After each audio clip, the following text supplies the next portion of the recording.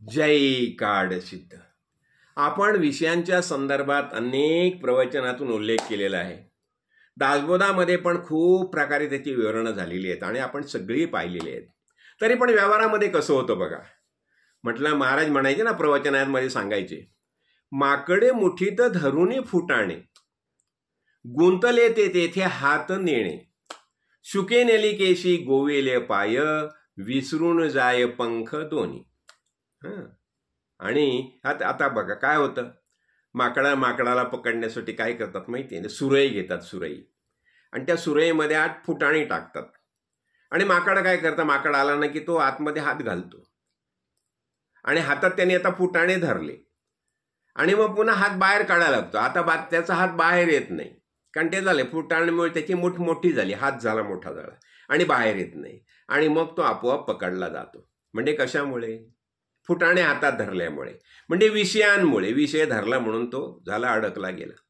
आता त्याच पद्धतीने बघा, शुके नली केसी गोविले पाय, विसरून जाय पंख दोन्ही. पोपटच ना, पोपट, पकडण्यासाठी नलिका यंत्र करतात. आणि मग तो काय करतो, तो त्याला नलिकेला धरतो. धरल्यानंतर तो असा फिरत बसतो आणि त्याला वाटतं की आपण म्हणजे पडू म्हणून तो घट्ट धरतो, आणखी घट्ट धरतो, आणि जे पकडणारे असतात शिकारी येऊन त्याला पकडतात. म्हणजे शुके नली केशी गोविले पाय, पण त्याच्या खरं म्हणजे दोन्ही पंख असतात, ते विसरून जातो. कळलं की नाही? म्हणजे जर त्यांनी पंख पसरले तो गेला, मोकळा झाला की नाही, पण तो तसं करत नाही. बघा, भ्रमाने असं होतं. आणि त्याच पद्धतीने कसं होतं बघा, आणखी म्हटलंय ना, पाहे पा बद्ध भावना दृढा, नलिकेवरी बापुडा, पायाचा चवडा न ठकेची पुसापुसा. म्हणजे पोपट. आता त्या नलिका यंत्रावर आहे ना, जसं मगाशी म्हटलं ना, गोविले पाय, त्याचप्रमाणे नलिका यंत्रामध्ये आणि बद्ध भावना, त्याला वाटतं आता मी बद्ध झालो, आणि पाहे पा बद्ध भावना, त्याची दृढ होतं, बद्ध भावना दृढ, मी बांधला गेलोय. आणि त्याचा म्हणजे खरं म्हणजे त्याचे पंख असून तो घट्ट धरतो, पण पंख पसरून उडत नाही. तसंच होतं. त्याच पद्धतीने काय होतं बघा, आपण हे पंचविषय आहेत ना, शब्द, स्पर्श, रस, रूप आणि गंध, 5 विषय आहेत बघा. आणि या 5 विषयांच्या आरी आपण एकदा जायला लागलो ना, कसं होतं बघ. आणि मग तो स्वतःला गुंतवून घेतो. अहो बघा ना, मद्यप्राशन करणारा, दारू पिणारा असतो तो, इतका तो आहारी जातो, त्याला कितीही समजावं, पण त्यातून तो बाहेर पडायला तयार नसतो. इतका तो त्याच्या आहारी जातो. कळलं ना? म्हणजे शब्द म्हणा, स्पर्श म्हणा, रूप म्हणा, रस म्हणा, गंध म्हणा, कळलं की नाही, असे इतकी आहारी जातात ह्या विषयांच्या. आणि माणूस स्वतःला गुंतवून घेतो. आणि खरं म्हणजे विवेक, तर तो विचार नाही करत, बाबा मी हे काय करतोय, हे करणं आवश्यक आहे का? कळलं की नाही? मग त्याच्यासाठी त्याला सद्गुरूच्या सान्निध्यात जावं लागतं, संत संघात जावं लागतं. ते करत नाहीत तो. कळलं की नाही? आणि त्याचा विवेक आहे, वैराग्य आहे. म्हणजे विवेकानं त्याला कळलं, साधी गोष्ट बघा ना, व्यवहारमध्ये कळलं ना, साधी प्रणाली पाऊल उचले, जीवसृष्टी विवेके चाले, आणि पुरुष होऊन भ्रमले त्याशी काय म्हणावे.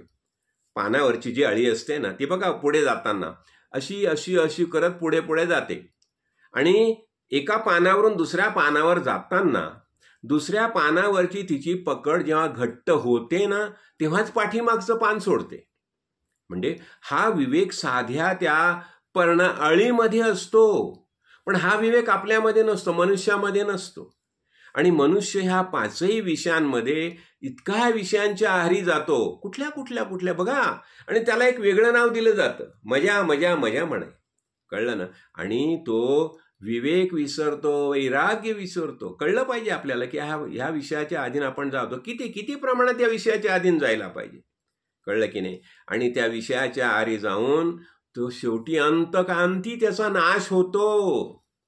अनेक चित्र आपल्याला नजरेसमोर दिसतात. कळलं ना? आणि अलीकडे तर काय, उच्चभ्रू लोकांमध्ये हे खूप वाढत चाललंय, खूप सामान्य सगळ्यांमध्येच. कळलं की नाही? ह्याला कारण असं, आपण आपली परंपरा विसरत चाललोय, विवेक वैराग्य विसरत चाललोय. तर इथे काय म्हटलं जातं, म्हणून जसं माकड अडकला गेला, पोपट अडकला गेला, तसा माणूस सुद्धा अडकला जातो. आणि त्यातून मग त्याला मात्र कोणीच सोडू शकत नाही. कळलं ना? आणि मग अंती हा सर्वश्रेष्ठ असा नरदेह जो मिळालेला आहे त्याचा मात्र नाश होतो, कळलं ना? आणि त्याचं कसं होतं? मग पुनरपि जननम पुनरपि मरणम पुनरपि जनने जठरे शयम, ही परंपरा चालू राहते. तर ह्या दुःख परंपरेतून आपल्याला सुटायचं असेल तर विवेक आणि वैराग्य ही पंख आपल्याला पसरायलाच पाहिजे. जय काळसिद्ध, जय काळसिद्ध.